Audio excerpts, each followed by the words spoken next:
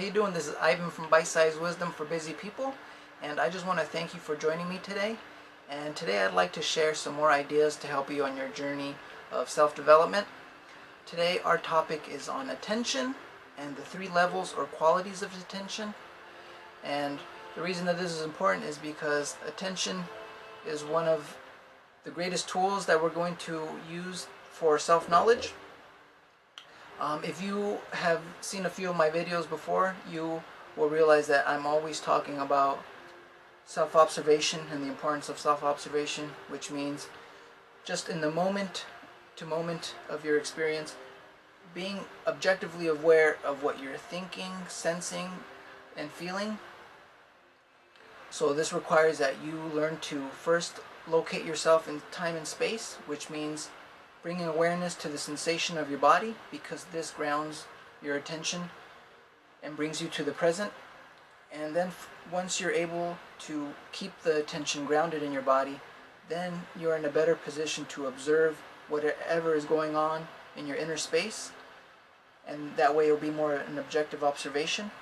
So now today I want to add some more ideas, some more material for you to observe, which is on becoming aware of what attention you're currently using in the moment. Okay, so the first quality of attention is when we control and direct our attention with intention to a specific object or activity. So this first level is controlled and directed attention. The second level is when an outside object holds our attention with little to no effort on our part. This is fascinated attention. This will be the second level or quality. And the third level is wavering attention. This is just when our attention is just jumping around randomly with no control and very little awareness on our part. Okay, so now it's going to get a little complicated now, so bear with me.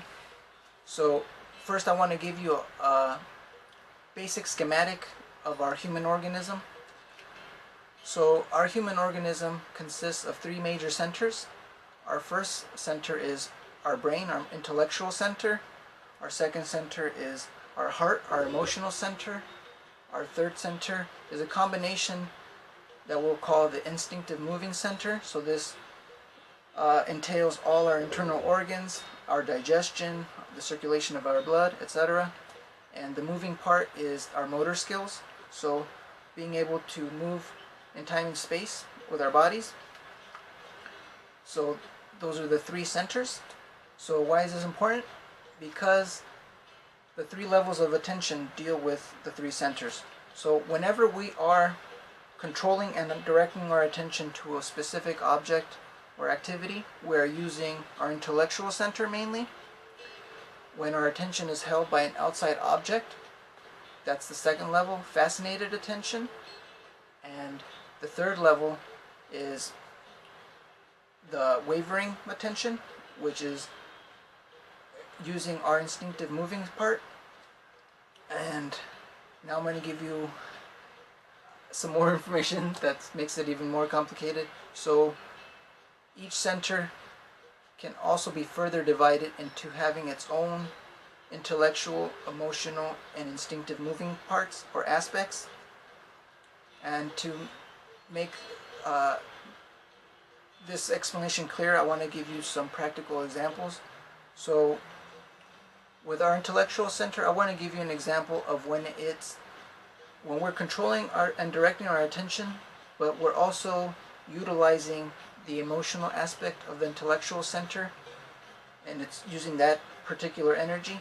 This will be an experience of, let's say, if you're reading a book that you're really into, or you see something and you have just an immense curiosity about it, or a sense of childlike wonder. That could be an example of when your intellectual center and you're directing your attention, and it's using the energy of the emotional aspect of that center, which you can get the inner taste of the curiosity that you're experiencing.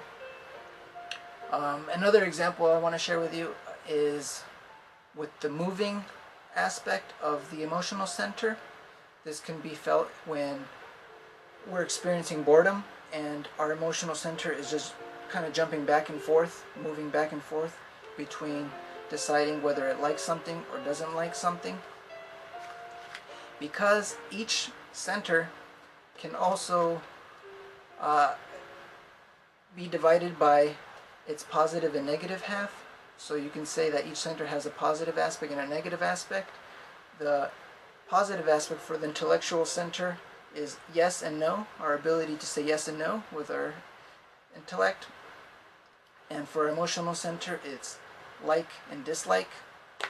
For our moving center, it's movement, and the negative part is relaxation. And for our instincts, it's the physical comfort, and the negative aspect is the discomfort. So why is this all important? Well, like I said, on our goal of journey of self-development, part of that journey is really developing an intimate relationship with our complex human organism, because by understanding how we really work and gaining knowledge of that, we'll be able to determine what things we need to work on. So by observing your centers and by observing the quality of your attention, you'll really gain a lot of self-knowledge about yourself. After months and years of sincere observation, you can really come to find out many insightful things. You can start to determine also your center of gravity. Throughout life and your experience with people, it's easy to see that some people have their center of gravity in one center, which means that they predominantly experience and view the world through this center. Let's say a person in academia who's very intelligent, but it's all just book smarts. That person mainly sees the world through their intellectual center, and that's their center of gravity. And another person maybe is really centered in their emotional center, which means that maybe interpersonal relationships are the most important thing for them. Or a person who their center of gravity is in their moving center, so movement is very important for them. Maybe they're an outdoorsy person that always needs to be outside doing something. Or like my father, I think that's his center of gravity, because he always needs to be using his hands to be doing anything. Like around the house, he's always fixing things. He always has to use his hands to be doing something. And the instinctive, if someone who's in their center of gravity is in their instinctive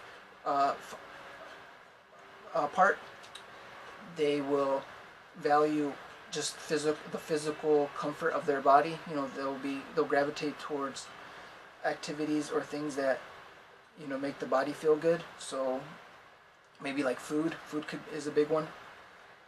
So I know that was a lot of information.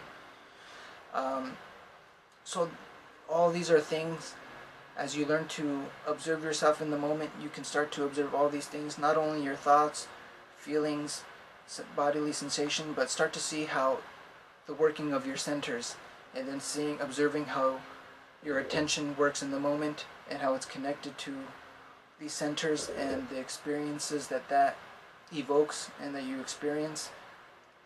So by knowing a lot of these things, you'll also be able to start to change your state in a much more intelligent way, because you'll understand and you'll start to make more conscious connections, and you'll start to gain conscious knowledge of how all this works for you.